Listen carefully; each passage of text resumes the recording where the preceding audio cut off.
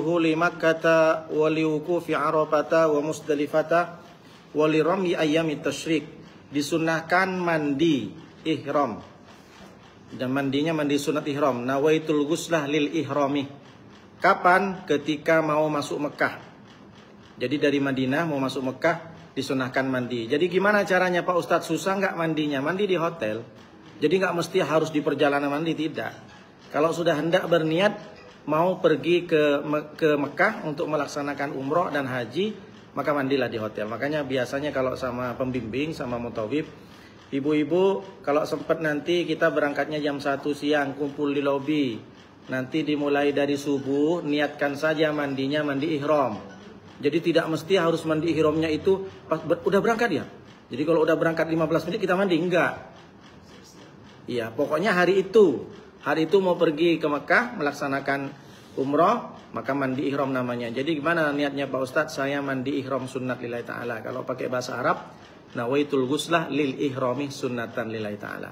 Dan itu sunnah, dapat pahala. Kemudian setelah mandi biar nggak ribet, biasanya orang itu sholat ihramnya, sholat sunat ihram, itu biasanya di Mikot. Kalau dari Madinah berarti kan di Bir Ali, di Biru Ali. Jadi di sana itu kalau nggak gerodet kemudian nggak buru-buru, biasanya sholat di sana. Tapi kan tidak mungkin kan. Jadi lebih baik mandi di hotel. Karena kalau sudah mau pergi ke Madinah itu kalau umroh itu kan biasanya udah dikasih tahu kan check out jam 12. Jam 1 sudah standby di bus. Maka dari pagi itu sudah siap-siap karena sudah pamitan ke Rasulullah. Itu namanya ziarah ziarah terakhir, perpisahan untuk meninggalkan Madinah. Minta maaf ke Rasulullah, mohon ampun kepada Allah, mungkin selama di Madinah masih sempat kita bergosip, masih sempat kita marah sama orang, marah sama mutawif, marah sama leader juga. Berapa kali leader sama mutawif dimarahin. Di mana Ustadz, kami udah bayar mahal Pak Ustadz. Ustadz pula yang jadi tersangka. Saya sabar Bu. Saya Bu pengalaman dimarahin di waktu sa'i Bu. Di waktu sa'i. Mudah-mudahan nengok orang yang marah sama saya. Dimarahin, saya diem aja Bu, nggak bisa. Iya. Wah Ustadz nih, Bu macam-macam loh. Pas di waktu sa'i. Iya. Bayangkan coba, kayak mana di waktu sa'i kita jalan baru 4 kali putaran, sofa marwah. Disemprot saya. Kami bayar mahal lebih dari 30 juta. Kok gini? Makanya Bu, orang umroh dan haji itu tidak akan pernah lancar. Kalau yang lancar alhamdulillah. Makanya sekarang kan dibilang kan haji yang paling kacau 2025. Padahal coba kita tengok positifnya. Sedikit kan korban jiwa. Coba Ibu pernah dengar nggak korban jiwa? Di Indonesia mati sampai 100.000 nggak ada kan? Rata-rata yang meninggal itu kan karena penyakit bawaan, mati dalam pesawat. Tapi kalau sebelum-sebelumnya kan karena krodet lah. Jadi korban jiwa sedikit tapi masalah banyak. Luar biasa. Iya. Kemudian wali wuqufi Arafah, sebelum wukuf di Arafah mandi lagi, namanya mandi ihram. Wa Musdalifah. Kemudian ketika nginep, mabit namanya, mabit itu bahasa Arab, menginap di Musdalifah. Wali ramyi ayyamit tasyrik, dan ketika melempar jumroh di hari tasyrik 3 hari ya. Wa tatyibu badanihi, dan disunahkan juga mengharumkan badan. Pakai parfum sebelum memakai ihram, sebelum niat ihram. Karena kalau ketika sudah niat ngambil mikot, misalkan kayak umroh, pakai parfum itu tak boleh. Kena dam, kena denda. Jadi sebelum itu boleh. Jadi makanya di hotel itu Bapak Ibu, kalau nanti Bapak Ibu mau pakai odol, pakai sampo, silahkan dari sekarang. Sebelum kita sampai ke mikot, sebelum kita sampai ke tempat niat, silahkan mau pakai parfum segala macam, pakai bakarat, pakai Bulgari Omnia, pakai minyak apa lagi? Ibu tahu ya Bu?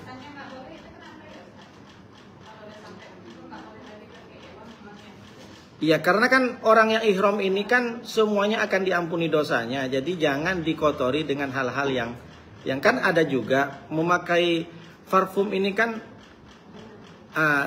negatifnya banyak. Seperti contoh, ada orang yang tidak suka dengan parfum itu, kan bisa membuat orang hati sakit. Kan tidak cuma hanya parfum, ngomong yang tak baik gitu. Artinya orang ihram ini dalam keadaan suci bersih. Jadi terbebas dari semua cacat-cacat. Makanya tak boleh membunuh hewan. Jadi nyamuk, kalau nggak sengaja tak masalah. Tapi ada lalat, entah gimana ceritanya, lalat diambil, dicabut-cabut sayapnya, mati kau. Tidak boleh membunuh semut, tidak boleh. Cabut-cabut, nggak boleh. Jadi kita itu, mohon maaf Bu ya.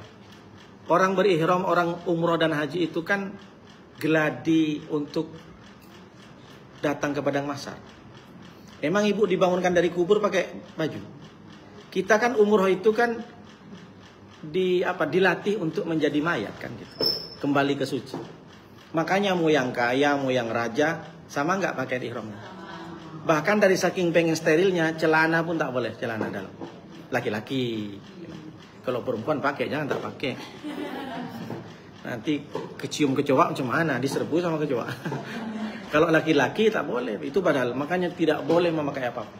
Kita itu diajarkan untuk menjadi orang yang rendah hati lagi, bersih dari segala sifat-sifat yang tercela, bersih dari segala pakaian-pakaian yang tidak baik.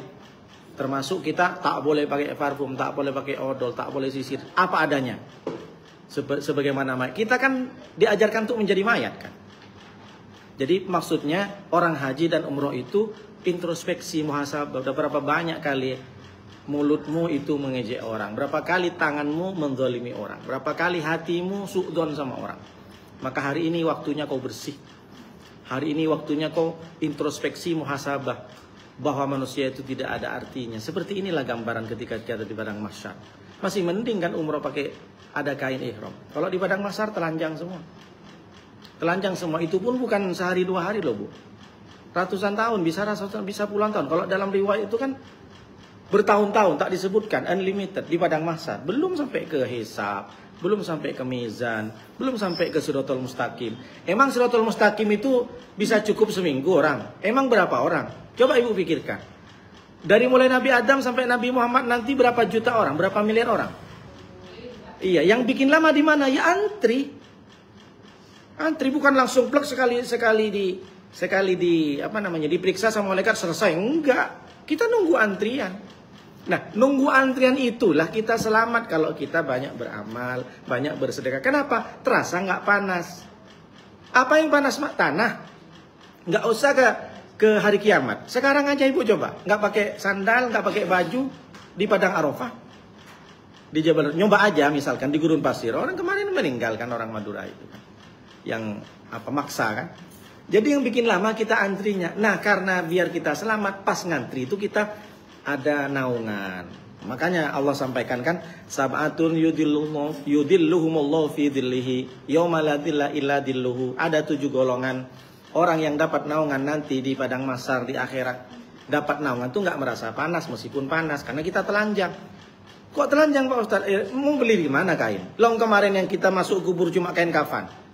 Iya kan? Mau beli sandal kemana? Indomaret, Alfamart nggak ada. Mana ada nggak? Mau cari Alfamart, apalagi cari second kan? Nggak ada Golden Brown lagi. Itu maksudnya. Jadi yang bikin lama tuh Bu, ibu ngantri. Karena kan diperiksa satu-satu. Umat Nabi Adam berapa juta? Habis itu ganti umat Nabi Idris, Nabi Nuh. Pakai rasio lah sekarang. Kita nomor antrian berapa? Nomor antrian 300 triliun. Tapi bisa cepat, bisa selamat. Meskipun ngantri nyantai macam ada di AC. Kenapa? Karena amal kita. Karena kita berteman dengan orang baik. Sering di majlis taklim, sering bersedekah. Bayar iuran gak hutang ya Bu Mar ya. Jadi kalau udah ditetapkan iuran itu juga hutang gitu kan. Kalau memang disepakati dari awal sebulan begini kan ada dalam komplek, dalam RT keamanan. Itu juga kita hutang, ditanya nanti. Anda menyepakati, oke, setuju. Kecuali memang oke lah aku berhenti dari grup ini, aku berhenti dari komplek ini, udah nggak bayar lagi iuran keamanan. Jadi jangan dikira uang kewajiban itu karena hutang di orang. Di komplek kita kan ada keamanan. Ya tak bayar nunggak itu juga haram kita, itu kan hak orang. Sementara uang keamanan dikasih ke orang yang kerja di pos gitu kan. Jadi jangan disangka orang hutang. Loh saya kan nggak merugikan orang. Kan kamu sepakat menjadi warga di situ. Kalau kamu nggak bayar, jangan tinggal di situ. Itu rasio, makanya ada istilah fardu ain, ada kewajiban yang memang langsung dari Allah, ada kewajiban secara aturan. Sama dengan orang sekolah, kerja di PT gitu kan. Itu kan juga kewajiban. Oh ini nggak ada dalam Al-Quran katanya. Nggak mesti harus dalam Al-Quran. Semua kewajiban. Karena Anda menyepakati untuk kerja di situ. Baik, lanjut. Wa tatibu badanihi lil ihram duna thawbihi wa lubsu izarin wa ridain abyadaini jadidaini summa mausulaini wa na'laini wa rak'atani yuhrimu ba'dahuma mustaqbilan inda ibtida'i sayrihi wa yustahabu dukhulu Makkah qabla al-wuquf. Wa min a'laha naharan masyian hafian wa ayyat tawafa wa ayyatufa lil qudumi in kana hajjan aw qarinan wa dakhala Makkah qabla al-wuquf. Dianjurkan mengharumkan badannya untuk berihram, bukan bajunya. Jadi badannya yang dimaksud tadi ya. Dianjurkan bagi orang lelaki sebelum ihram memakai sarung dan selendang putih yang baru. Maksudnya untuk ganti-ganti baju. Ini kan haji. Ini lebih fokus ke haji, Bu ya. Kemudian jika tidak ada yang baru, maka yang sudah dicuci dan sepasang sandal. Jadi maksudnya berangkat ke tempat mikot, ambil niat. Itu hendaknya kalau memang tidak langsung memakai ihram dari hotel, pastikan bajunya sudah suci semua. Jangan nanti sampai sibuk-sibuk untuk disucikan lagi. Karena gini kan, mohon maaf Bu ya. Sama dengan ibu, mohon maaf sekali. Ibu jalan-jalan. Kemudian ibu tidak ganti baju langsung pakai mukena. Tapi ibu tahu ketika tadi aku ke toilet masih ada sisa kencing. Kenapa? Karena ibu bisa cium. Mohon maaf, celana dalamnya. Maka ibu ketika sholat jangan langsung pakai mukena, itu dibuka dulu, dibersihkan dulu. Dan hati-hati Bu ya. Ini najis kering. Ini najis kering kan? Kering, tapi ini najis karena kena kecipratan kencing. Lalu ibu habis dari toilet, basah paha atau kakinya. Maka ketika kain yang kencing nempel lagi ke basah jadi najis semua. Paham nggak sampai sini? Nah, itu maksudnya. Sama dengan ibu, baju ibu kering, menempel ke tempat yang basah najis, jadi najis jadinya. Makanya hati-hati, yang paling sangat ditengok itu ketika kencing di toilet. Pastikan sisa dari kencing di toilet itu bersihkan semua. Kalau nggak dibersihkan, disiram dulu sisa kencing di toilet itu, ketika ibu cebok, mohon maaf, ceboknya agak berdiri atau duduk, itu kan kecipratannya kemana-mana. Yang sangat perlu diteliti lagi ketika orang, mohon maaf, buang air besar, pakai kloset, kan ada air sisa tuh. Jatuhlah itu kan barang tuh kan. Cemplung. Nah, cemplungnya cipratan ke pantat ibu. Bukan cuma ke pantat, dari saking kencengnya karena agak gede itu barang. Barangnya gede. Barangnya gede. Jadi kalau ditimbang ada sekitar 3 on, Pak Ustaz. Ibu nggak usah traveling. Enggak, ini contoh Bu ya. Ibu mohon maaf, ibu berak, mengeluarkan air apa? Iya, buang air besarnya. Baju atau sarung roknya itu nggak terlalu tinggi gitu. Yang penting terbuka Pak Ustadz. Tapi ternyata ada kecipratan ke sarung itu. Makanya mending buka aja semua. Nggak usah malu-malu, kan di toilet. Nggak malu sama Allah Pak Ustadz, nggak masalah. Darurat itu dalam toilet. Nah itu yang banyak Bu ternyata. Dan yang paling sering saya wanti-wanti, ebaknya itu loh. Ebaknya lebih rendah daripada kloset. Pernah nggak nengok ibu? Di toilet umum itu juga. Hati-hati loh Bu, sudah lebaknya kecil, embernya kecil kan? Embernya kecil, kemudian lah ibu ceboknya di atas kloset, kayak mana kecipratan banyak ke situ? Kecuali airnya besar terus mengalir. Makanya hati-hati. Kadang laki-laki sudah di kloset, nggak di tempat kencing, dia kencingnya berdiri gitu. Nah, sementara ebaknya di bawah, kayak mana itu? Habis itu ambil wudhu di situ. Nah itu yang perlu dihati-hatikan. Makanya ibu ketika perjalanan pastikan kalau ibu-ibu tuh bawa ganti, biar sholatnya aman. Kalau sholat ini kan harus suci badan, suci baju, suci tempat. Nah apa hati-hati. Laki-laki juga kasih tahu sama suaminya, Bang kalau abang tak nemu air, pastikan banyak tisu yang digosok. Itu namanya istinja kan? Tisunya digosok kepada barangnya suami itu. Bilang, Bang, hati-hati Bang. Takutnya habis gitu, habis itu sholat. Padahal selesai dari rumah, tengok, oh iya kok bau pesing ya? Iya tuh sisa kencing mola. Ada kan seperti itu. Kecuali memang orang itu daimul hadas. Daimul hadas itu kan memang orang yang kena penyakit kan. Tiba-tiba keluar darah, tiba-tiba keluar kencing, memang penyakit. Kalau seperti itu kan memang harus pakai pampers. Makanya hati-hati Bu ya. Orang yang sudah ngaji fikih harus hati-hati dengan najis. Karena nggak ada gunanya kita tahu bahwa sarung ini mukena ini tadi kena tai cicak tapi tak dibersihkan. Terutama tai cicak di rumah. Ibu kalau digantung-gantung itu tengok, habis itu tengok. Takut ada bangkai, takut ada cicak, bangkai nyamuk, bangkai lalat itu kan memang tidak membuat najis tapi tidak sah. Tak sahnya kenapa? Karena kita bawa bangkai.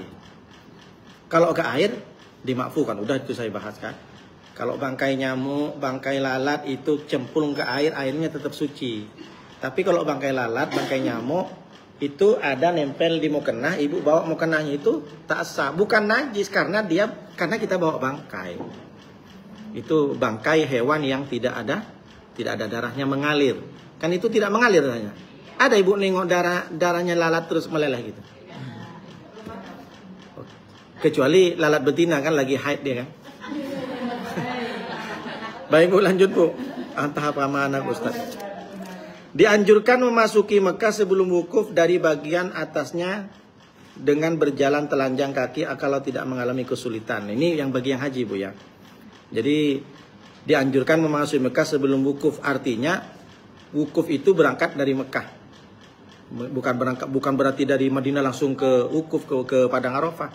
Disunahkan baginya melakukan tawaf kudum. Tawaf kudum itu artinya tawaf kedatangan. Jadi langsung setelah datang ke Mekah baru datang langsung tawaf. Tidak niat dulu hajinya, enggak. Nah, berbeda kalau kita dari Madinah umroh. Dia kan memang kita harus ini dulu kan, harus ambil mikot dulu. Ambil mikot itu maksudnya niat Bu ya. Mikot itu batas. Tapi udah jadi kebiasaan orang Indonesia ambil mikot. Padahal kalau orang Mekah bahasanya bukan ambil mikot. Mikot itu kan bahasa Arab. Artinya line. Line itu garis, batas. Masa kita ambil batas gitu maksudnya.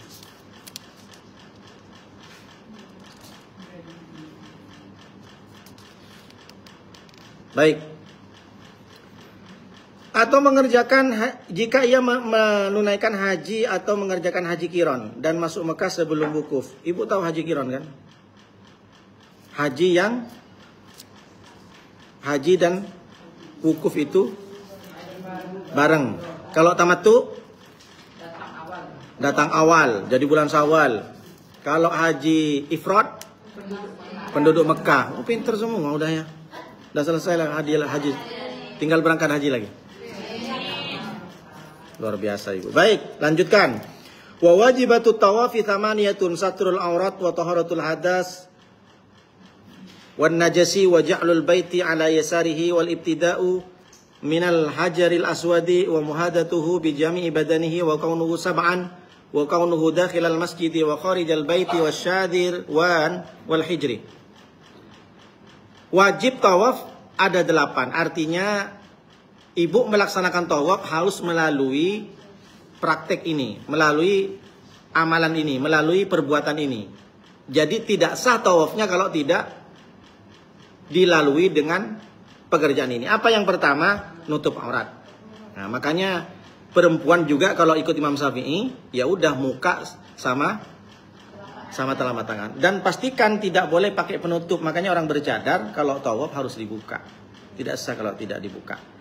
Ada yang tidak dibuka Pak Ustadz pakai ini. Yang tak boleh, yang boleh itu penutup itu topinya di luar gini. Bukan nempel ke mukanya. Iya, syarat wajib tawaf Bu. Enggak, karena aurat perempuan kan muka sama tangan toh Bu. Oh, kalau mikot belum, ini tawaf Bu. Tawaf. Enggak, yang membatalkan apa namanya Bu, ihramnya itu memang tidak boleh pakai masker. Tidak boleh masker, tidak boleh menutup. Yang perempuan, ya mulai dari mikot. Iya. Ya sebenarnya kan tetap kena dam karena kan kecuali memang ibu tidak tahu sama sekali. Iya, karena dalam pelaksanaan umroh ini tidak ada istilah, tidak dijadikan lupa itu sebagai ilat karena udah disampaikan sebelumnya.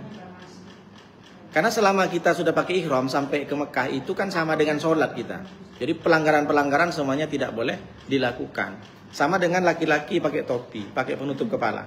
Jadi mulai sudah ambil niat di mikot itu, sudah ambil mikot tidak boleh pakai topi peci. Gimana lupa Pak Ustaz? Ya udah tetap bayar dan nggak ada istilah lupa, makanya hati-hati. Itu aturan Pak mazhab sama semuanya. Kalau Syafi'i tetap bayar dam, tapi kalau Imam Hambali Yang pakai cadar itu kan sebagian boleh, sebagian boleh. Kalau Syafi'i saklek dan jumhur ulama sebagian kesepakatan ulama semua tidak usah pakai. Makanya pakai ini aja yang kalau memang ada kan yang topi terus iya, jadi bukan nempel ke sini. Ya, seperti itu. Baik, yang kedua, suci dari hadas dan najis. Nah, gimana Pak Ustadz kalau taub lagi kentut? Nah, ini kan jadi perbincangan. Kalau ke kamar mandi kan tidak mungkin kan. Makanya ada istilah berwudu itu kan sebenarnya berwudu itu untuk menghilangkan darurat. Karena lagi dalam darurat. Kan tidak mungkin kan. Maka wudunya itu kan ada yang pakai spray. Yang penting mengalir air itu. Airnya mengalir. Jangan pakai spray tapi air, berarti kalau pakai spray itu kan ada juga yang tidak memboleh, tak boleh itu tak usah pakai spray. Asalkan banyak airnya disemprot, meleleh, mengalir. Karena kalau ambil wudhu itu bukan basah. Ambil wudhu ibu kan membasuh muka itu kan basah. Semua celah-celah kulit ini terbasahi dengan air. Tapi kebiasaan kami Pak Ustadz, itu karena kebiasaan. Cuma kebetulan pas banyak air. Sebenarnya kan air segini udah bisa dua orang bisa cukup 2 orang. Sikit aja langsung basahin gini. Jadi mana yang tak kena basah, ada masih basah ini, langsung aja usap yang mana yang tak kena basah. Makanya kalau cewek ini kan tak perlu ribet. Kenapa? Cewek kan lengkap, pasti bawa kaca juga kan. Ya kan pasti tengok kaca ini mana yang belum basah. Tangannya juga begitu. Kalau ikut Imam Malik kita yamum saja pakai batu saja. Gini. Baik, waja'lul baiti ala yasarihi. Nah, ini yang ditanya Abu Mar. Dan menjadikan Baitullah itu di kiri. Jadi selama ibu keliling, bahu ini menghadap bukan gini ya. Yang begini ini ketika permulaan pertama menghadap ke Hajar Bismillahi wallahu akbar. Jadi yang benar yang sunnah itu Bu, kalau ada yang bilang Bismillahi Allahu akbar tidak masalah. Tapi yang sunnah pakai waw. Bismillahi wallahu akbar. Dengan nama Allah dan Allah lah maha besar. Dengan nama Allah. Bismillahi wallahu akbar. Jadi pertama mulai dari Hajar Aswad, di samping kanan ada lampu hijau. Nah, baru setelah itu Bismillahi wallahu akbar. Ya. Ada kan saya di TikTok itu. Punya saya kan. Itu banyak nonton kan. Kiri, terus kiri. Nah kalau laki-laki ini dibuka. Yang dibuka. Iya.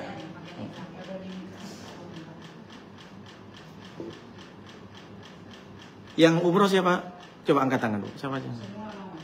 Enggak, yang sudah umroh. Oh iya sudah. Ibu belum Bu? Oh sudah. Bu Sulis? Udah.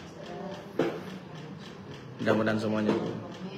Tanggal 21 saya berangkat, berarti 22 libur. Iya. Selalu doakan kalau kajian fikih ini. Spesial dibikin videonya lagi ya. Wal ibtida minal hajaril aswad. Nah hajar aswad ini kan ada 4 ya kan. Jadi kalau Nabi itu dulu mencium. Kemudian yang kedua menyentuh. Yang ketiga Nabi karena ada di atas onta pakai kayu. Atau pakai isyarat begini. Jadi ada 4. Pertama langsung nyentuh, mencium, kemudian pakai tongkat isyarat, pegang hajar aswadnya. Dan yang keempat pakai isyarat dari jauh. Nah kita kan tak bisa. Nah, kalau perempuan sebenarnya nggak sunnah ya, hajar aswad. Iya dari jauh Bu. Kita kan sudah crowded, udah tak bisa lagi kita. Mau kita disiku-siku sama orang gede-gede. Sekarang pun ada banyak ini kan. Banyak apa namanya? Calo. Apa tuh Bu? Iya, calo di antara ke situ. Habis itu kan Ditekan suruh bayar sekitar 2 jutaan. Ada yang kena 2 juta. Mau cium aja rasuah nggak? Terus ada juga kemarin saya bilang sama beliau, ada jemaah Indonesia masih muda, dia berusaha untuk mencium perilaku rasuah kan.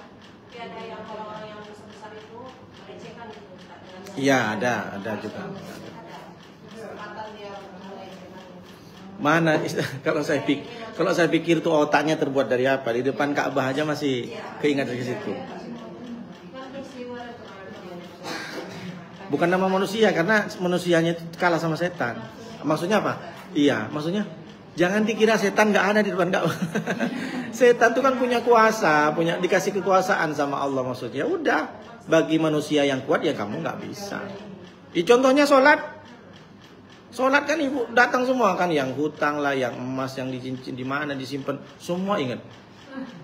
Bahkan ibu punya solusi di sholat. Kemarin 3 hari 3 malam gimana ya caranya? Pas lagi sholat keluar semua idenya. Pernah nggak ibu? Punya solusi. Bisa menemukan kunci yang hilang, uang yang hilang dalam sholat.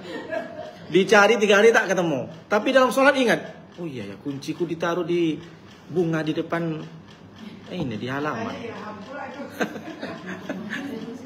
Itu memang setan luar biasa bu ya. Makanya termasuk juga ibadah yang paling lama kan pernikahan. Orang yang menikah kan cobaannya luar biasa. Makanya nggak kaget ketika orang umur 60-70 masih cerai kan. Kan padahal dua-duanya ini kan sudah tinggal tunggu ini aja gitu. Tinggal tunggu zikir saja, tapi masih ada kan. Ya di kalangan kita, di saudara saya pun juga ada. Ada yang tak cerai, tapi ketika sudah 60 sudah pisah ranjang. Entah gimana ceritanya tuh kakek sama nenek takut. Setan memang kayak gitu kan. Kan semua setan, jangan yang satu tak mau kalah, yang nenek tak mau kalah, yang kakeknya tak mau kalah. Terjadi kakek saya. Ya, sampai meninggal pun bisa-bisa yang satu sama anak yang ini, yang neneknya sama yang ini. Mudah-mudahan ibu juga yang masih bertahan dengan suami, mudah-mudahan panjang umur sampai setia dunia akhirat, amin bu ya.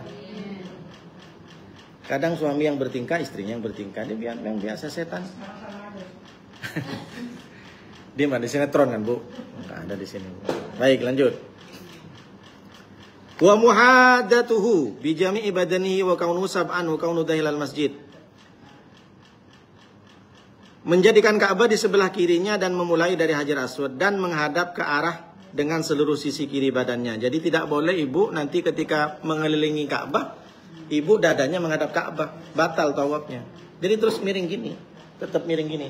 Subhanallah walhamdulillah. Jangan gini. Jadi jalannya subhanallah walhamdulillah. Jangan gini. Subhanallah walhamdulillah. Enggak boleh kayak gitu. Batal gitu. Karena kita tidak boleh menghadap kiblat waktu tawaf. Karena menghadap kiblat ini waktu sholat saja, bukan tawaf. Jadi terus kiri. Muter kiri. Apa Pak Ustadz makna daripada tawaf? Orang kalau nggak paham, dan bahkan ada kemarin kiai agak tua itu dibilang, kalian ditipu sama orang Mekah katanya. Itu kan budaya orang Mekah, budaya orang Saudi katanya. Tawaf itu kan kayak main-main, keliling-keliling sudah 7 kali. Kan ini kan yang tak betul. Bahkan orang pulang dari umroh pun tidak berkesan. Gimana ceritanya tawaf? Entahlah, keliling-keliling Ka'bah, entah apa bangunan itu. Habis itu lari-lari, entah apa yang dikejar katanya. Coba gimana? Orang Islam juga karena nggak masuk hidayah ke dia. Tawaf itu kan maknanya apa? Kita tidak boleh berhenti dalam beribadah. Terus, kenapa? Setelah selesai kita, ada orang yang ganti. Kan nggak berhenti itu kan? Bahwa kita ini maknanya, pertama, ibadah tidak boleh berhenti.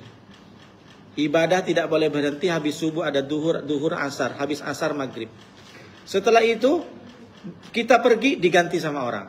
Apa maknanya? Kita pasti akan diganti dengan generasi selanjutnya. Tidak selamanya kita hidup. Itu makna jamannya. Jangan sombong, jangan sampai pongah, jangan sampai kita merasa baik. Pada saatnya kita akan diganti dengan anak kita. Anak kita juga akan diganti. Coba ibu tengok foto-foto orang yang sudah meninggal. Video yang lama, tahun 50-60, mereka ketawa-ketawa. Foto dengan bangganya pakai rokok misalkan. Bukan masalah sombongnya, maksudnya ternyata mereka sudah tidak ada lagi sombong. Begitu juga kita akan dikenang sama cucu kita. Kita yang selfie-selfie di Golden Prawn, selfie-selfie di mana lagi Bu? Di pantai Melur. dengan sahabat surga. Oh rupanya nenek, udah mati nenek semua. Kita akan dikenang, dipajang foto kita nanti sama cicit kita nanti. Apa maknanya? Mumpung kita masih hidup, berbanyak beramal, didik anak dengan baik, berpositif, berpikiran positif sama kawan, tidak boleh suudzon. Itulah makna daripada tawaf.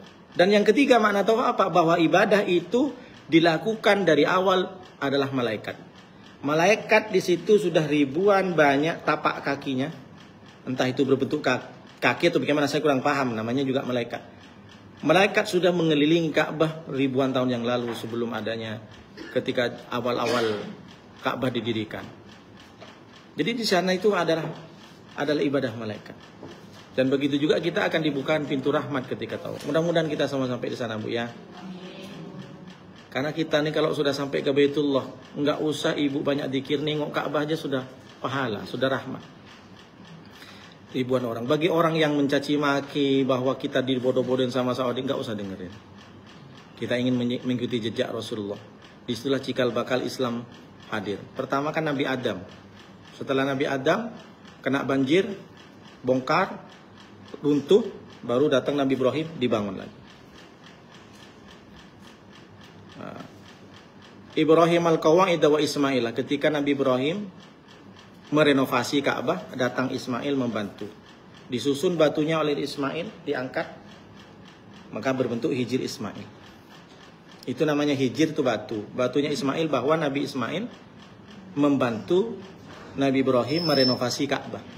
Nah, batunya itu disusun dulu sama Nabi Ismail. Makanya itulah dibilang hijir Ismail. So, orang yang sholat di dalam hijir Ismail sama dengan sholat di dalam Ka'bah. Makanya dijaga ketat. Biasanya ibu-ibu yang boleh masuk ke dalam sana. Jadi kalau rezekinya tiba-tiba tentara tuh suruh masuk. Luar biasa. Ibu sama dengan sholat di dalam Ka'bah. Kalau pengen gratis ibu jadi presiden bisa masuk. Tapi tak bisa kan. Dengan seluruh sisi kiri badannya, tawafnya dilakukan sebanyak 7 kali putaran dan di dalam masjid. Wa kharijal baiti. Dakhilal masjidi wa kharijal baiti. Melaksanakan tawaf itu di dalam masjid tapi di luarnya Ka'bah. Wassadirwan. Sadirwan ini keramik yang di bawah tuh, Bu. Di bawah Ka'bah itu kan ada keramik mermer tuh, mermer mengelilingi Ka'bah, itu namanya sadirwan. Apa namanya? Sadirwan. Jadi tidak boleh ketika tawaf menyentuh itu, tidak boleh. Keramik yang di pojok Ka'bahnya itu kan ada keramik tinggi itu. Kalau ibu pernah dekat sama Ka'bah kan nggak langsung bangunan Ka'bah. Di sekeliling Ka'bah itu kan masih ada pondasi lagi. Nah, itu namanya syadirwan. Wal hijr. Hijr itu ya hijr Ismail. Tidak boleh tawaf di dalam hijr Ismail, tak sah. Karena tawaf itu harus dilaksanakan di luar Ka'bah. Di luar Ka'bah itu apa saja? Di luarnya syadirwan. Di luar Ka'bah itu apa? Di luarnya hijr Ismail. Jadi kalau ada orang tawaf masuk ke dalam hijr Ismail, maka tidak dihitung itu putarannya. Tidak terhitung putarannya. Jadi putar lagi. Harus dari awal? Enggak usah. Lanjutkan aja. Misalkan mana tahu tiba-tiba masuk ke situ misalkan. Maka putaran yang masuk ke situ tidak sah. Jadi ulang lagi. Jadi tetap hitungannya yang sebelumnya itu. Terus gimana Pak Ustadz bisa sampai 7?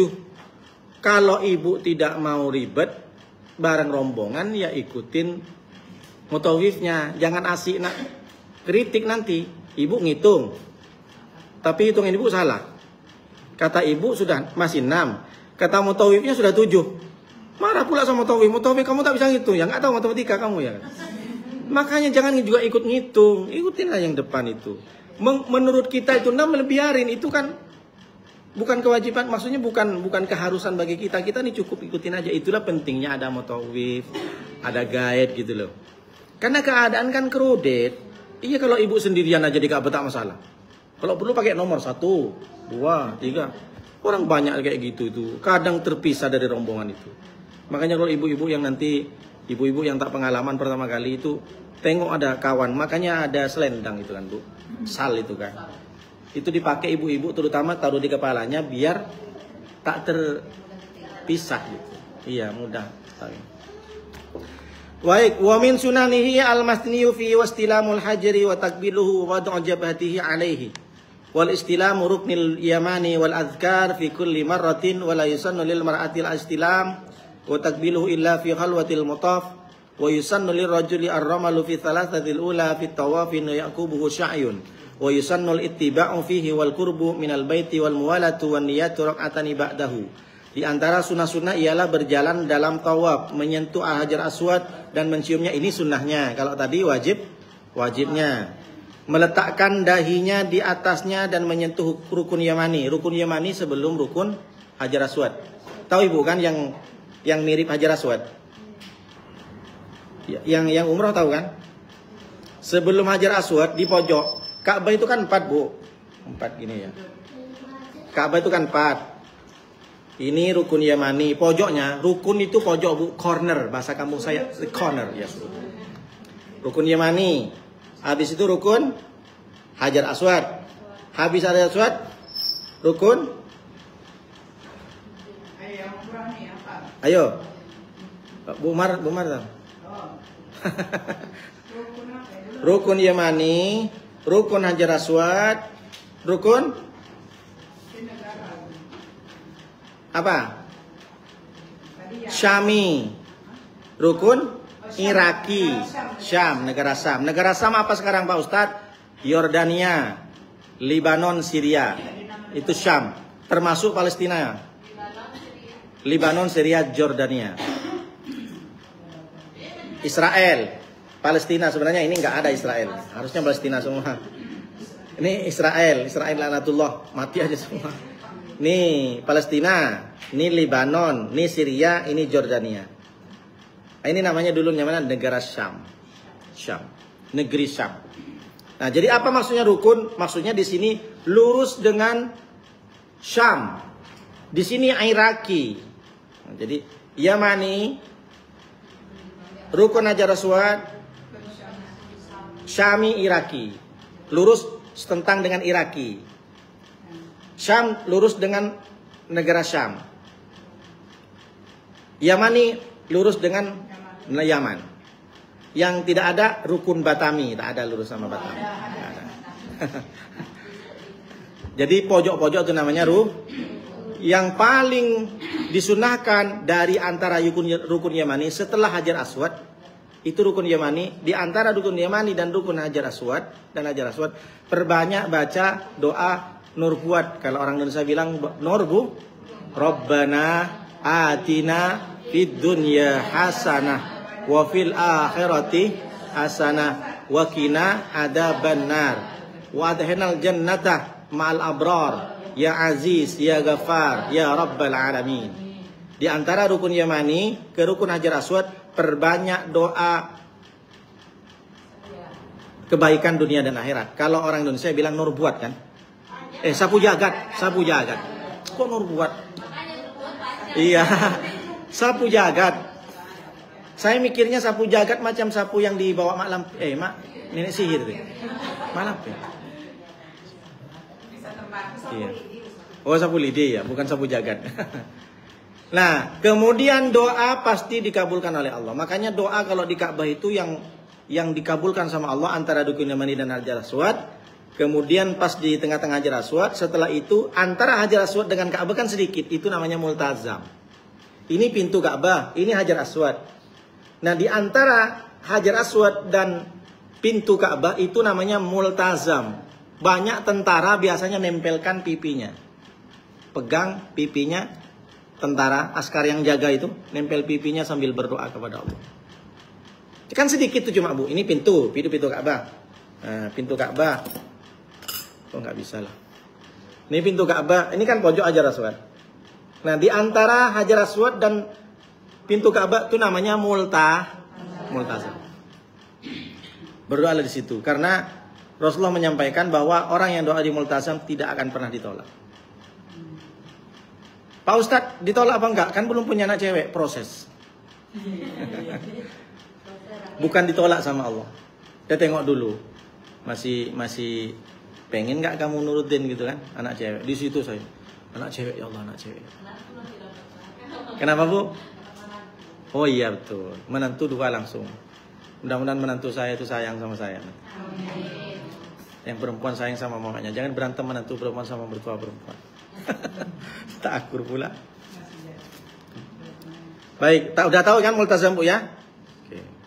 Ada doa di antara rukun yamani dan al-zawat, Rabbana atina fid dunya hasanah wa fil akhirati hasanah. Rabbana atina fid dunya hasanah wa fil akhirati Aisyah katanya. Kenapa Aisyah? Kebetulan saya punya istri dua, Pak Ustadz, Hasanah sama Aisyah. Iya, disebut. Kenapa, Bu? Iya, baca. Yang Hasanah apa yang Aisyah tak terima. Kenapa Abang bilang Hasanah terus? Oh iyalah, dirubah pula sama dia. Rabbana atina fid dunya hasanah wa fil akhirati Aisyah.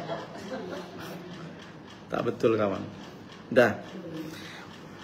Kemudian disunahkan berzikir dalam setiap kali tawaf dan tidak disunahkan bagi perempuan menyentuh dan mencium Hajar Aswad. Jadi kalau perempuan tidak disunahkan ya Bu, ketika tawaf.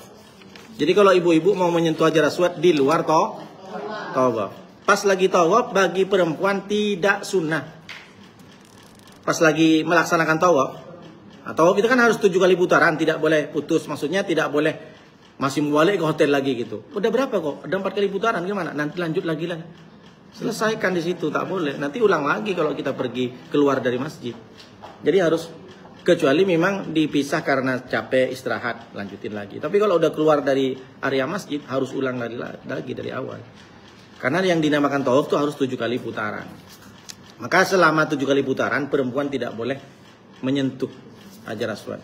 Disunahkan bagi orang lelaki berjalan cepat dalam 3 putaran pertama dalam tawaf yang diikutin sa'i dan ittiba, mengumpulkan tengah selendangnya di bawah pundak kanan, yang kanan dan menyingkapnya. Berada dekat dari Ka'bah berturut-turut. Disunahkan niat dan sholat 2 rakaat sesudahnya. Nah, setelah tawaf, runtutan, rentetan pelaksanaan umroh itu adalah sholat sunnah. Di mana sholat sunnahnya Pak Ustadz? Di belakang makom Ibrahim. Jadi sunnahnya di belakang makom Ibrahim. Tapi susah sesak Pak Ustadz. Nah, cari yang setentang lurus dengan makom Ibrahim. Tak bisa lagi Pak Ustadz diusir sama tentara, terserah di mana saja. Namanya sholat sunat tawaf. Usalli sunnatat tawafi rakaataini lillahi ta'ala. Harus Bu ya, biar dapat pahala keutamaan tawaf. Jadi kalau gimana Pak Ustadz kalau nggak sunat? Nggak masalah. Karena rukun umroh itu ambil mikot, ambil niat, kemudian tawaf, sa'i, tahallul. Jadi yang lain itu penyempurna dari ibadahnya. Nah selesai tawaf, selesai sholat sunat tawaf, maka disunahkan lagi minum air zam-zam.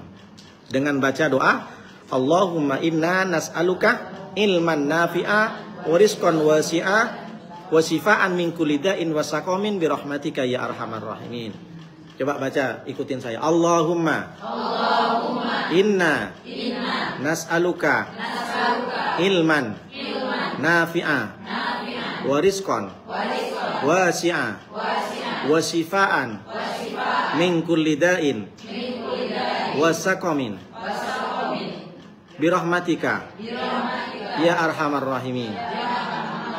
Artinya, ya Allah, saya meminta kepadamu, saya memohon kepadamu ilmu yang bermanfaat, rizki yang luas, yang banyak sehingga kami bisa berkali-kali tawaf di sini. Dan yang ketiga, segala kesembuhan dari penyakit saya, penyakit yang parah atau penyakit yang tak parah. Da'in itu penyakit umum. Kalau sakomin yang sedang ibu derita hari ini. Makanya mingkulida'in wasakomin. Mingkulida'in dari segala penyakit umum. Umum itu apa Ustadz? Kadang-kadang ngilu, kadang-kadang mata kabur, kadang-kadang encok, itu kan umum Bu ya. Tapi kesakomin ini sakit yang sudah 3 tahun tak sembuh-sembuh. Ginjal atau memang mungkin jantungnya sudah pakai ring. Waktu minum. Nah, minum satu-satunya tidak usah disunahkan duduk minum air zam-zam. Jadi berdiri pun tak masalah. Jadi kalau air zam-zam berdiri tak masalah. Malah Nabi sering minum air zam-zam berdiri. Air zam-zam ibu sudah diteliti Bu, luar biasa dia. Kandungan air zam-zamnya. Sampai sekarang tidak pernah mati sumbernya, terus mengalir. Mudah-mudahan ibu sampai semua Bu ya. Nah, makanya kalau umroh ibu nanti jangan lupa berangkat dari hotel bawa botol kosong. Taruh di tas. Nah, isi sebelum tawaf isi, baru taruh di tasnya bawa tawaf. Kalau kuat Bu, kalau kuat, karena itu kan dibawa juga waktu. Iya, apa namanya? Paham. Tapi kalau kuat, karena selesai 7 putaran masih ada 7 lagi sa'i. Nanti gara-gara air gempor, aduh tak kuat Pak Ustadz, akhirnya airnya dikasih ke orang. Itu yang dibawa ke Indonesia. Tapi ini sebenarnya kan tak boleh. Maksudnya tak boleh dalam artian kan itu kan menyalahi aturan. Tapi kan kita pengen berkahnya kan. Nah, kalau air zam-zam yang di galon-galon itu kan kadang sudah banyak pemalsuan sekarang. Tapi insya Allah kalau yang dikasih ke umroh itu asli. Ya. Tapi insya Allah kalau yang dikasih oleh travel itu sudah asli. Makanya bawa itu Bu, kasih ke saudara yang sedang sakit, minum. Ini aku ambil di depan Ka'bah dan aku bawa tawaf dan aku sudah bawa sa'i. Bismillahirrahmanirrahim. Termasuk kalau ibu pengen punya tasbih, punya apa dibawa keliling tawaf. Itu kan ada kekuatan dari zikir orang. Subhanallah, walhamdulillah, wala ilah. Jadi kalau ibu tidak mau banyak doa, bahasa Arabnya cukup Rabbana atina fid dunya hasanah sama subhanallah walhamdulillah, berzikir dan doa kebaikan dunia dan akhirat, doa sabu jagat. Kalau yang lain terserah pakai bahasa Indonesia tak apa-apa. Apa yang ibu niatkan selama ini baca. Mudah-mudahan semua mampu Bu ya yang belum daftar ini Bu ya. Bu Aisyah belum daftar Bu Aisyah. Minta duit sama Bu Hamidah. Masya Allah. Baik, lanjut. Sekarang masuk ke sa'i. Wa wajibatus sa'i. Jadi biar cepat ini Bu. Nanti kita kalau mau lanjut kajian fikih, nanti kita ganti kitabnya yang lebih lengkap lagi. Jadi kalau dari masalah sholat dan tohara itu hampir sama. Tapi kan bertambah tentang masalah pernikahan, masalah iddah kan tidak ada di sini masalah iddah kan? Makanya Ibu gimana mau sekarang? Oh ya. Oh ya, makanya. Iya itu Bu Mar itu Bu yang minta tuh. Baik lanjut. Wajib sa'i ada 4. Pertama ayabda fil ula bis sofa, dimulai dari awal. Wajib sa'i maksudnya wajib sa'i. Sa'i ini kan rukun, punya rukun. Jadi rukun-rukun sa'i yang dinamakan sah sa'inya pertama harus dimulai dari Bukit Sofa.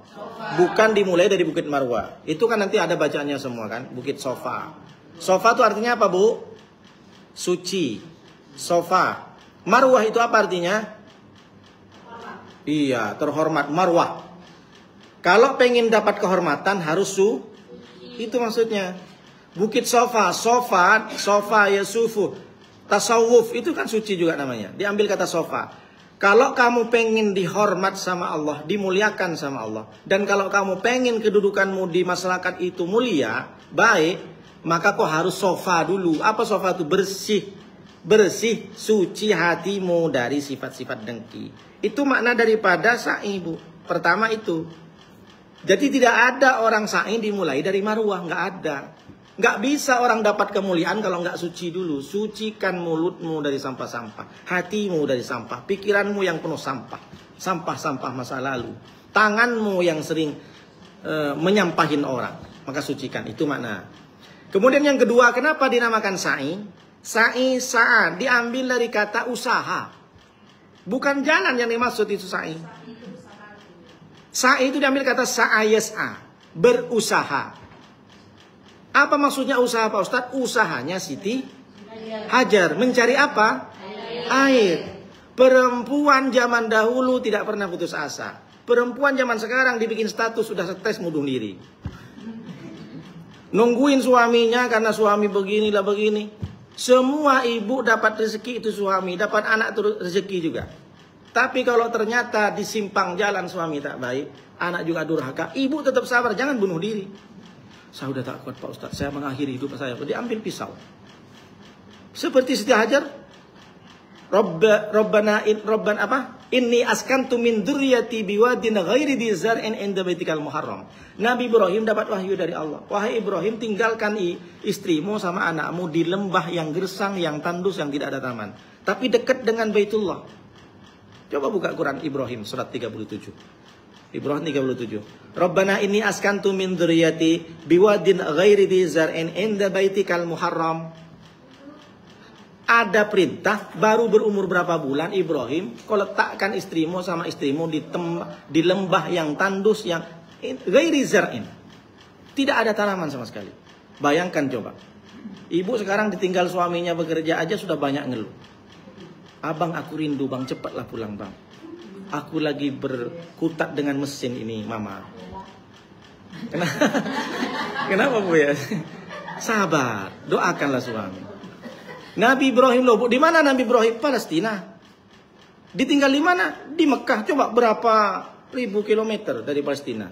Perjalanan dari Palestina itu kurang lebih 6 hari seminggu kalau naik bus.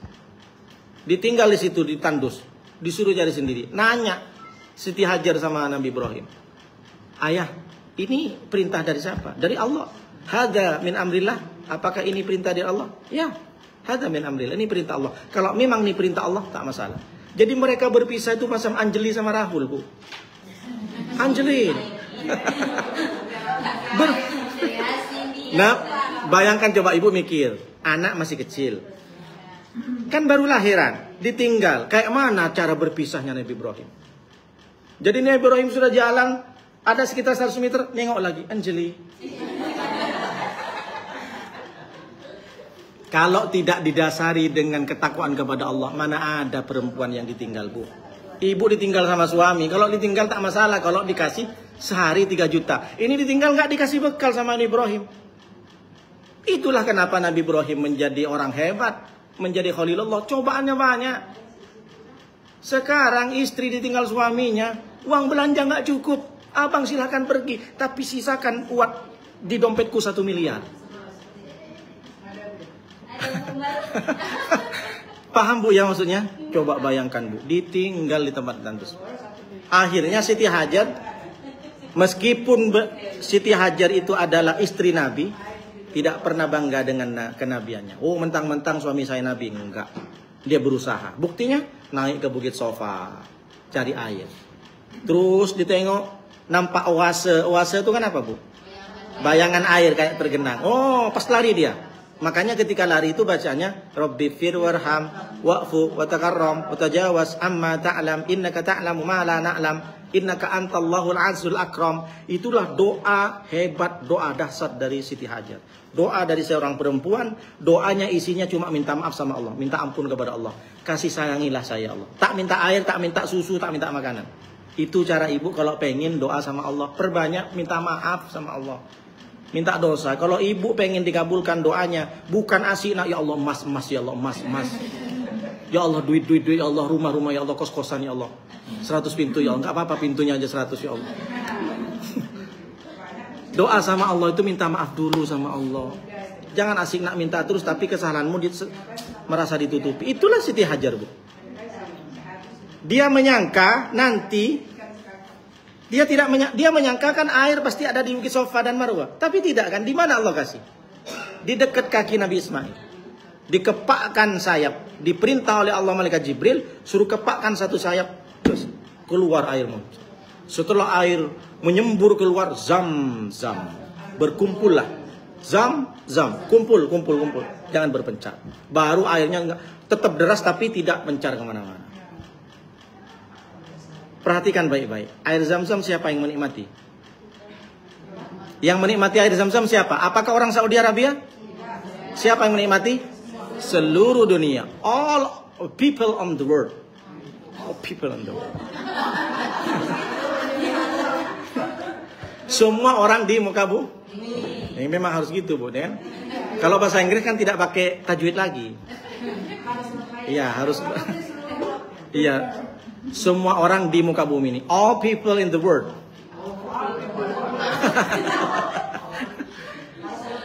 Hanya doa satu Bu. Hebat apa tak hebat perempuan Bu? Makanya saya bilang sering berkali-kali, kalau ibu pengen sukses suami dan anaknya, seberapa banyak doa ibu ketika dalam tahajud. Jadi gampang ibu, kalau ibu pengen keturunannya 7 turunan menjadi orang hebat. Saya doakan keturunan ibu jadi presiden, jadi kiai, jadi ulama kondang. Kita nggak tahu dari benih-benih ibu. Mumpung ibu masih hidup, perbanyak doa. Gampang itu kalau pengen cerdas anaknya, sukses dunia akhirat rumah tangganya. Perempuannya, ibunya banyak doa. Tirulah Siti Hajar. Rabbi fir warham wa'fu wa takarram wa tajawaz amma ta'lam innaka ta'lamu ma la na'lam. Pertama, minta maaf, minta ampun kepada Allah, memuji Allah. Wa takarram, engkau yang mulia Allah. Itu saja. Minta dikasih rahmat. Jadi 3 kriteria doa Siti Hajar. Pertama, minta maaf, minta ampun. Yang kedua, minta kasih sayang, rahmat. Yang ketiga, muji-muji Allah. Itu juga kan manusia. Kalau manusia cari muka sama orang kan, keluarlah duit itu kan. Abang memang ganteng bang, bapak mantap pak. Bapak di umur segini masih muda ya.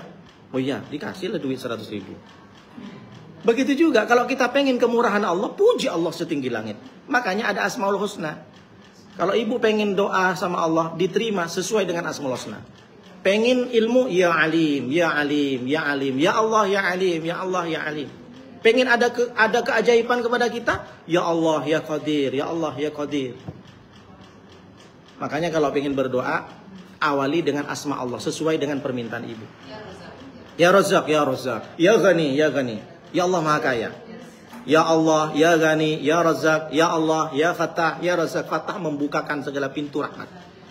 Nah, makanya dulu saya diajarkan sama kakek saya, ya Fattah, ya Alim 75 kali sampai subuh. Itulah salah satunya wasilah saya cepat hafal dulu. Dulu saya susah ngafalin. Karena terserah. Bukan ya Fattah, ya Alim, saya tambah ya Razak. Boleh, tak masalah. Rezeki. Kan 75 usah ngajar kemarin kan? Ya Ghani, uang, ya Allah, uang. Baik. Paham Bu ya? Sampai di mana tadi Bu? Pertama diawali dari Bukit Soh. Kemudian yang kedua, kewajiban sa'i. Setelah itu baru marwah. Itu Bu, kalau normal itu sekitar 2 jam. Kalau normal ya, kalau normal 2 jam itu perjalanan itu. Panjangnya ya jauh Bu. Kalau nggak normal sampai 3 jam, sesak itu. Saya sudah berkali-kali saya ngitung. Maksudnya dengan jalan standar ya, bukan lari terus. Kan kita nggak lari terus, jalan. Pas lampu hijau baru lari. Rabbi firham warfuat. Belum lagi saya kalau di depan subhanallah walhamdulillah. Kan ada di video saya itu. Nengok semua orang. Memang orang Indonesia ini bid'ah semua katanya. Ya kan tidak ada teriak-teriak gitu. Kita kan bikin semangat gitu kan. Orang Indonesia aja kan seperti itu. Ikut kadang orang-orang Irak, orang Iran tuh ikut juga dia. Ikut selawat juga. Ini saya jelaskan kayak gini serasa ada di sa'inya kan Bu ya. Masya Allah. Serasa ini. Iya terasa. Bayangin. Coba kalau kita punya pintu Doraemon tuh kan Bu ya. Coba tanya. Wa kaunuhu sab'an yakinan, dan harus 7 kali secara yakin. Yang keempat itu yang ketiga. Jadi yang pertama dimulai dari Bukit Sofa, yang kedua dimulai dari Bukit lanjutin ke Bukit Marwah. Ini kan wajibnya ada 4. Yang ketiga harus 7 kali. Jadi Sofa, Marwah. 1. Ini kan Sofa dan Marwah. Ini Sofa, ini Marwah Bu ya. 1, 2, 3, 4, 5, 6, 7. Berarti bolak-balik dihitung ya? Iya, dihitung 1 di sini. Jadi bukan 1 putaran 1, enggak. Dari Bukit Sofa ke Marwah Dari Marwah ke Sofa 2. Nah, coba hitung. Ini Sofa kan 1, 2, 3, 4, 5, 6, 7. Jadi akhir di Bukit Nanti di pintu kanan masuk, keluar, potong rambut tahallul. Nah, pintu keluar Ibu kan ada yang miring tuh, bangunan tuh. Yang miring itu yang ditutup, yang dekat toilet itu rumahnya Siti Khadijah. Tapi sudah dibuang sama orang Arab, sama Raja Arab, syirik. Kalau tahu itu rumahnya Siti Khadijah, nanti orang asik doa segala macam. Termasuk juga tempat kelahiran tumpah darahnya Siti Aminah Rasulullah. Di sebelah sini. Ini kan keluar dari tahallul. Keluar, belok kanan, ke atas lagi. Nah di situ, jangan ke kanan terus. Kalau kanan terus ketemu sama toilet 3. Keluar dari Masjidil Haram. Jadi keluar dari tahallul ke sini kanan, baru belok kiri naik ke atas lagi. Lewat toilet itu rumahnya Abu Jahal itu. Toilet yang dibikin toilet yang dekat tahallul itu rumah Abu Jahal itu. Naik ke atas lagi, di situ ada bangunan warna kuning, itu namanya maktabah. Maktabah itu perpustakaan. Itu perpustakaan, itu tempat di mana Siti Aminah melahirkan Rasulullah. Tapi dibikin perpustakaan umum. Perpustakaan umum tapi tak boleh masuk. Kan aneh. Jadi kenapa takut dikultuskan sama orang-orang tempat kelahiran Nabi seperti di Israel, Yerusalem. Kan itu dikultuskan tempat kelahiran Nabi Isa, Yesus katanya. Jadi di sana tidak boleh. Kenapa? Karena takut dianggap disembah lah. Apalagi orang Indonesia kan pasti sujud-sujud di situ. Jadi diberantas semua. Termasuk makamnya Siti Hawa juga di Jeddah kan dibongkar semua. Jadi dulu itu kan Nampak ada makamnya itu, tapi tak ada. Makanya makam-makam di Baqi itu kan hanya tanah datar gitu saja. Ya mereka kan Imam Hambali, berbeda dengan kita. Ya memang kita minta-minta ke makam itu kan sirik. Kita kan ziarah, bukan minta sama makam itu. Yang haram itu kita sampai semedi 3 hari 3 malam 40 hari untuk menerima apa namanya istilahnya, minta keberuntungan segala macam. Dan yang keempat, wa yakuna ba'da tawafi ruknin au qudumin.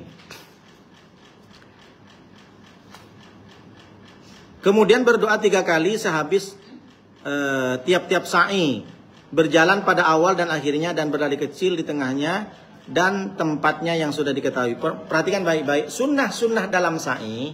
Pertama, baca doa sa'i. Baca doa sa'i itu ada yang khusus, ada yang umum. Terserah, kalau umum terserah apa saja. Tapi pastikan biasanya yang paling sangat sunnah berdoa itu di atas Bukit Sofa, di atas Bukit Marwah. Banyak orang yang kadang kelewat karena sudah sesak, tak sempat berdoa. Nah, kalau sudah sampai di Bukit Sofa, langsung balik 36 derajat memandang Ka'bah. Kan kalau naik ke Bukit Sofa, Ka'bah kan di sini. Nih, Ka'bah di sini. Ini Bukit Sofa. Jadi kalau ke Bukit Sofa, sampai di sini, langsung menghadap ke sini. Jangan menghadap ke sana, sambil berdoa. Di situlah tempat mustajabah. Karena Siti Hajar berdoa di atas Bukit Sofa dan Bukit Marwah. Jadi kalau sudah sampai di Bukit Sofa, doa meskipun sedikit. Doa yang disunahkan awali dengan takbir ketika sama dengan Idul Adha atau Idul Fitri. Allahu Akbar, la ilaha illallah, wallahu akbar. Allahu Akbar. La ilaha illallah wahdah, sadaqa wa'dah, wa nasara 'abdahu, wa 'azza jundahu, wa zamal ahzaba wahdah. Kalau tak bisa, la ilaha illallah wahdahu la syarikalah, lahul mulku wa lahul hamdu wa ala kulli syai'in qadir. Boleh. Jadi la ilaha dengan diawali dengan kalimat la ilaha illallah wallahu akbar, baru minta doa. Doa kepada Allah. Di atas Bukit Sofa sambil menengok Ka'bah, di atas Bukit Marwah sambil menengok Ka'bah. Jadi ini kan Bukit Sofa nih. Jadi kalau sampai ke Bukit Sofa, ngadep ke sini. Ini Ka'bah di sini, Bu. Posisi Ka'bah di sini. Ini Bukit Sofa ngadep ke sini. Kalau sampai Bukit Marwah ngadep ke sini. Jadi bukan ngadep ke sana, karena Ka'bahnya tetap di sini. Jadi udah mulai turun, sebelum turun dari Bukit Marwah. Ibu kalau pengen praktis sebenarnya di PIH. PIH itu kan di PIH asrama haji. Asrama haji. Itu kan lengkap semua itu. Posisinya pas semua itu. Ini Ka'bah, ini bukit. Jadi kan sebelah kiri Bukit Sofa, apa namanya? Bukit Sofa dan Marwah itu.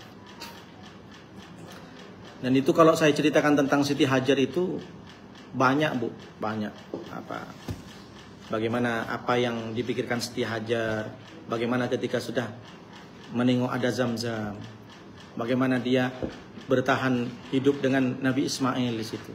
Itulah nenek moyang Nabi Muhammad. Lahirlah dari Siti Hajar itu. Nabi Muhammad lahir keturunan Ismail. Iya. Urus dari Ismail. Kalau yang dari Ibrahim Ishak itu kan sampai ke Yakub Israel. Israel itu kan keturunan Ibrahim dari jalur Siti Sarah. Israel itu apa, Ustaz? Israel itu nama lain daripada Yakub.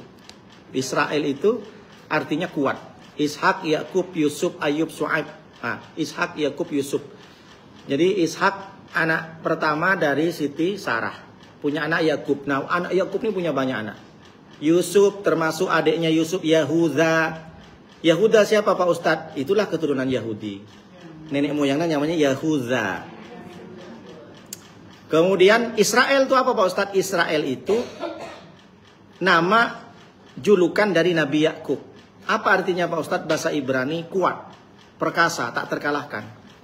Nabi Yakub nih orangnya kuat, badannya tinggi besar. Makanya orang Israel kan tinggi-tinggi. Yahuda adalah anak daripada Israel. Tahu kan bedanya Yahudi sama Israel? Yang jahat siapa sekarang, Pak Ustadz? Netanyahu, Setanyahu. Setanyahu apa ya? Setanyahu. Baik, Bu, sampai sita bulan. Iya kan lagi ini kan? Lagi perang-perang. Oke, sudah ya? Boleh, Bu. Boleh, Bu. Udah sampai